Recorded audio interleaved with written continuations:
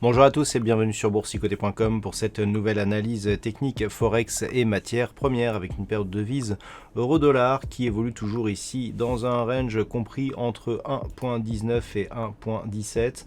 On est revenu depuis la forte volatilité d'hier retester ici cette zone des 1.19 qui malgré ici la forte dynamique haussière que nous avons d'un point de vue très court terme est toujours en train de résister. Donc il est assez probable que l'on clôture cette fin de semaine à proximité de ce niveau. La semaine prochaine, peut-être que nous observerons ici une cassure de cette zone qui pourrait relancer une dynamique haussière en direction de la prochaine zone de résistance qui se situe à 1.2060. Sur la paire de devises livre sterling contre dollar américain, nous avons validé donc la rupture ici des 1.3160.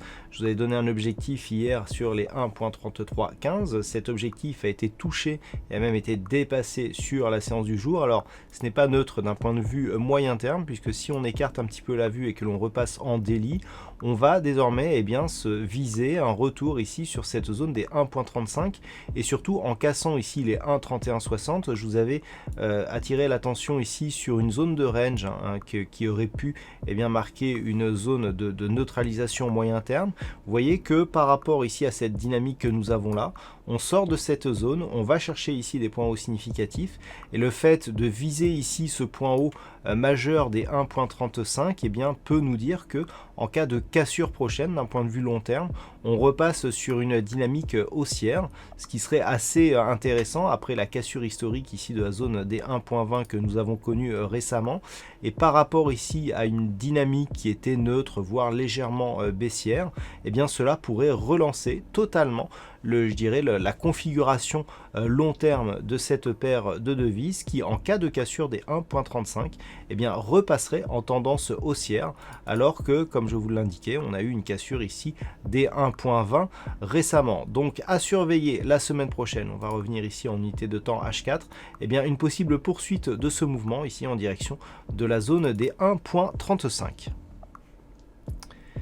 Et puis sur l'or, suite à la forte volatilité constatée hier consécutive à l'intervention du président de la Fed, Jérôme Powell, on est revenu donc sur des zones de cotation qui étaient antérieures à cette intervention. On remonte légèrement ici en direction des 1980 $ l'once. Donc globalement, on reste ici dans une zone d'évolution en range entre 1910 et 1970 $ l'once. Donc ça s'inscrit totalement ici dans une dynamique qui se neutralise depuis ici que les cours ont cassé la zone des 1980 et qui qui ont rebondi ici sur la zone des 1885.